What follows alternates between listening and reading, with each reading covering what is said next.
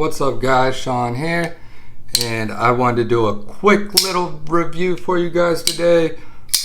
Don't have a lot of extra time, been super busy, but I wanted to get you guys something to look at. So we are going to do the Microtech Ultratech review. This is an out the front knife. These are legal to own in almost every state as far as I know, but they are not legal to carry in every state. So you can order these and own these pretty much anywhere. Check your local laws first, but you got to be careful where you carry this so you don't get in any trouble. But pretty cool knife. This is made in the USA. It has a nice Tanto blade. We have LMAX blade steel, and I have this outfitted with some aftermarket blue anodized titanium screws. And we are going to get straight into the categories, since I already have this one pretty much all graded out. Just gotta find it. Boom, and there we have it. Okay, so for the first category, ergonomics, I gave this a 5 out of 5, mainly because it's so neutral. I mean, no matter what size your hand is, you know, you're going to be able to get a good grip on this, no matter what way you want to hold it. If you want to do reverse grip, if you want to do, you know, like a draw cut or push cut, no matter what, it's going to feel the same. So 5 out of 5 on that. The clip gets a 5 out of 5. We have good retention, nice solid clip, goes in and out of pocket without any issues, and it is somewhat deep carry. You only have a teeny bit sticking out of the top of your pocket, so they did good with the clip. And the clip also features the serial number, or serial number is up at the top. Then you have the date that this was manufactured. That's something that Microtech does with pretty much all their knives. Kind of cool. For carry, this also gets a 5 out of 5. Nice and slim, nice and lightweight, and because the blade stores directly straight back into the handle, you don't have anything really protruding besides the fire button, and that doesn't stick out very much at all. So the profile of this is going to be slimmer than pretty much any other knife out there. For the action gets a 4.5 out of 5. The action on this is good, and it is very addicting.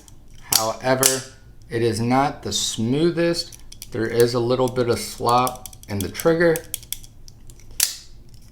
It does take some getting used to be able to fire it consistently, you know, and retract it, because it does have a lot of spring tension, which is a good thing for reliability, but maybe not so good for fidget factor. The jimping on the trigger can be a little bit harsh. I think it's good that they did the aggressive jimping, because it adds to the reliability. But it's not one that you're gonna want to fidget with all day long. At a certain point, it's gonna start to you know, make your thumb a little bit sore. And if you are not adjusted to this knife, you may only be able to fire it and retract it a couple times before your thumb kind of gives out on you. So you're gonna have to build up your thumb strength. So kind of is what it is. The cheaper OTFs, they're a lot easier to actuate and retract, but they also don't have the same level of reliability, and they're just not as nice. For the aesthetic, we get a 5 out of 5. Microtech has a unique aesthetic. They do the big billboarding on their blades with the you know, two-tone colors and you know, cool looking blade grinds and stuff.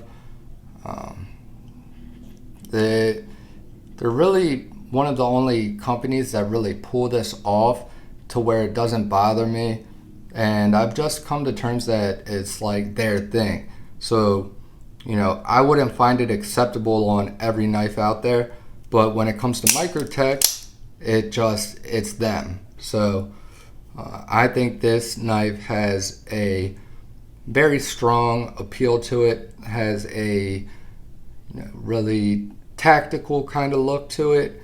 It just looks badass. It looks sleek. It looks, you know, durable, well made. You have the aircraft aluminum body. It just looks cool. For the hardware, I gave it a 4 out of 5. Now, the only reason I docked it a point is because this is proprietary hardware. It's like a triangle head. Now, you can get a little tool for it, little finger bit driver, and I got that one off of Etsy. It is not the official licensed Microtech tool, but it works just fine. I think that was like 15 or 20 bucks. So it does kind of suck that you have to pay extra money to get into it, but you know, you buy it once and you know, that's kind of it. You won't have an issue with it again. So it is what it is. There's not really a whole lot of reasons for you to be going inside of here unless you kind of know what you're doing and are really good with this kind of stuff, because there are some little parts in there that can, you know, fly across the room and stuff like that, and you know, then if you don't find it, you're not going to have a complete working knife anymore.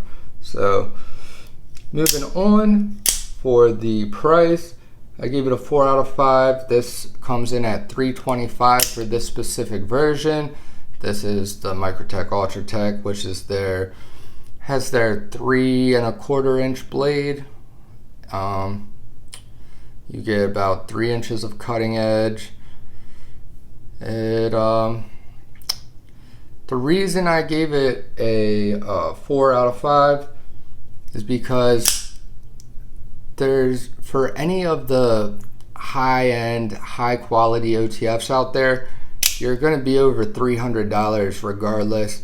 And Microtech is, you know, held in regard as the OG. You know, they were the first ones to really bring a high-quality, torture tested, proven design that has lasted for decades now. And you know, so you're paying for a proven product. It's made in the USA.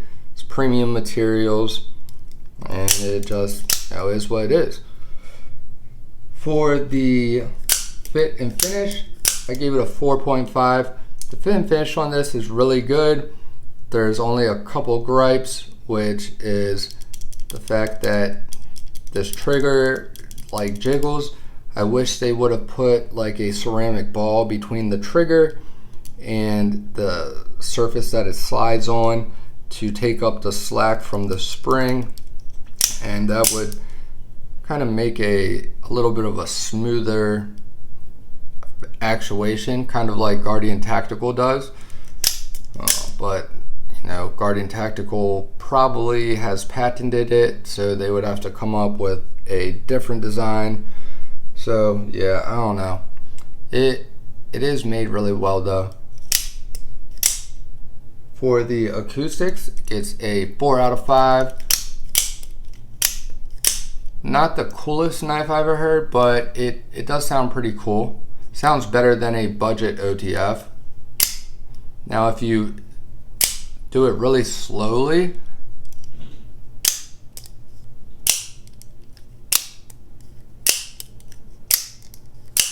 I think it kind of sounds cooler. Could just be in my head, I don't know.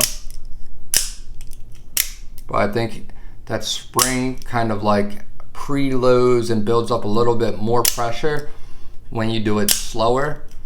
So it's gonna slam back or fire out a little bit harder. And then you're gonna get that echo, you know, through the body. So sounds good. Lockup gets a 5 out of 5, or yeah, lockup gets a 5 out of 5. Now, this does have some play, but that's common with all OTFs besides a deadlock, which you're, you know, over $1,000. However, the play does not change the reliability or the strength of this. They have done torture test after torture test where they, you know, stab these into all kinds of stuff, all kinds of pieces of wood, etc., and they'll twist them around and all kinds of stuff and cannot get these to fail or break. So they are, you know, they're solid. They're very tough. For the lock bar access, it gets a 5 out of 5 because the lock is just retracting the switch. Your thumb's right there, so doesn't get much better than that. For the factory edge, it also got a 5 out of 5. Microtech, from my experience, I have owned 4 now, and their factory edges have all been pretty damn good. They've all been nice and clean and sharp. The only thing I wish they would do is drop the angle a little bit, and yeah, I mean, that's really my only gripe. But, you know, it's something that you can do at home if you want to do that.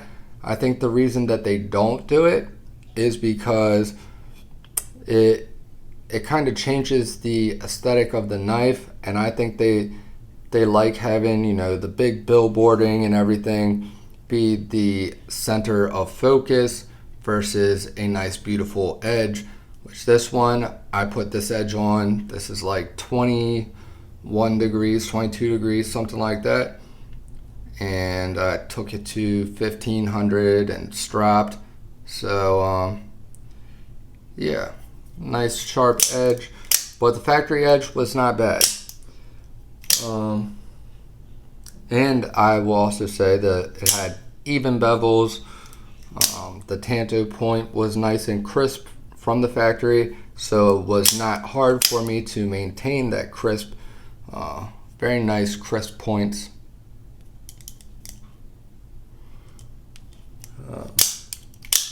For the handle gets a 5 out of 5. We have aircraft grade aluminum, high quality, premium material.